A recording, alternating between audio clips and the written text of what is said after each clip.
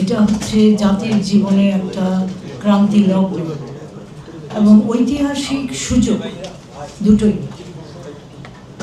এবং এই যে এই ঐতিহাসিক সুযোগ, এটা জাতির জীবনে মাত্র খুব কম সময়ে আসে। একটা বিরাট লিবারেশন ওয়ারের পরে আসে, বা একটা বিরাট যুদ্ধের পরে আসে, বা একটা বিরাট আন্দোলনের পরে আসে। যখন একটা বিরাট পাওয়ার ভ্যাকিউম হয়, তখন একটা নতুন করে আবার গড়ার একটা সুযোগ আসে, যেটা ঐতিহাসিক সুযোগ।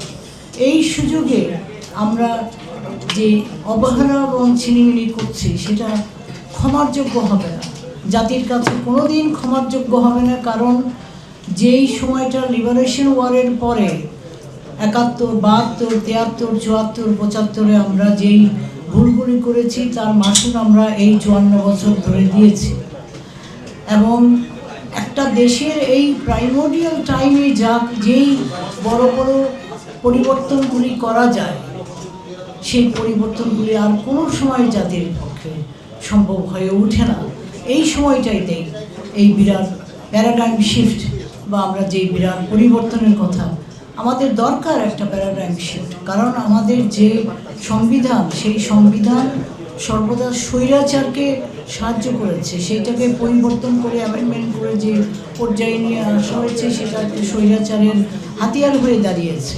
এবং সেই জন্যেই পাওয়ার সমস্ত ক্ষমতাকে এত কেন্দ্রীভূত করা সম্ভব হয়েছে।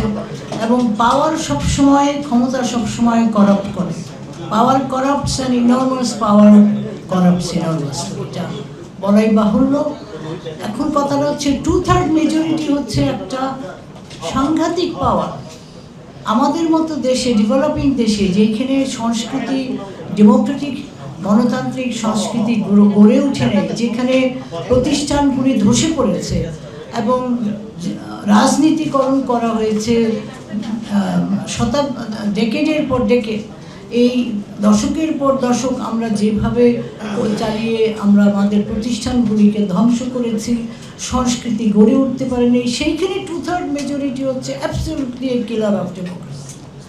এই বিএনপি 2/3 মেজরিটি নিয়ে আসছে, আবারও 2/3 মেজরিটি, আগের সরকারও 2/3 মেজরিটি নিয়ে 111-এর পরে 2009 সালে আসছিল বলেই এইসব কাণ্ডগুলি করতে পেরেছে।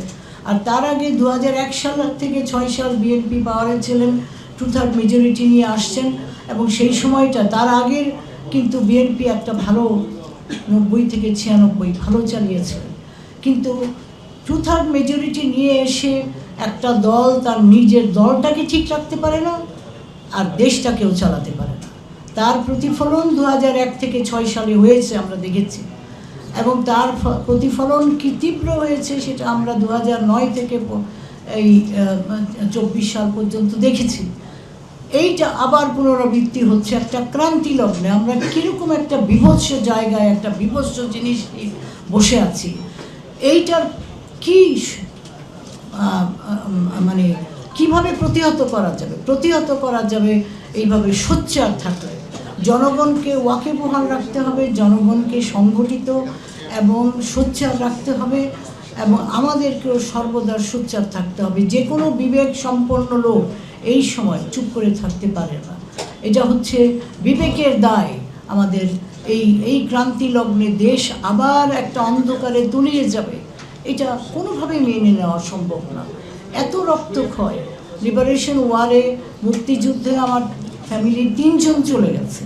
তারপরে আমরা আশা করেছিলাম দেশ একটা ভালো জায়গায় আসবে, স্বাধীন জায়গায় আসবে, যে জিনিস নিয়ে তারা যুদ্ধ করেছিল এবং তারা দেশকে বাঁচিয়েছিল, সেটা হয়নি। আবার 24-এর আন্দোলন আরেকটা সুযোগ করে দিয়েছে। 1400 লোক এই নবীন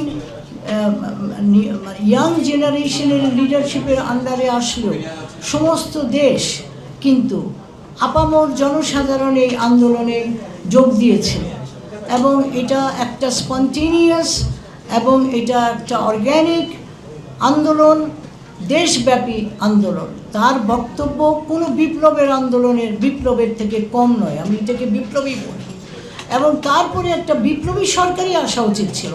তারপরে কনস্টিটিউশন বদলানোর, সংবিধান এবং সংসদ, এগুলি কেন? এগুলি তো জনকল্যাণের জন্য, সুশাসনের জন্য, বিচার প্রতিষ্ঠা করার জন্য। এগুলি জনগণের কল্যাণের, জনগণের সুশাসনকে সুশান্ত এগুলির জন্য জিম্মি হয়ে থাকবে না। এগুলিতে যদি দরকার হয় এগুলি পরিবর্তন করতে হবে।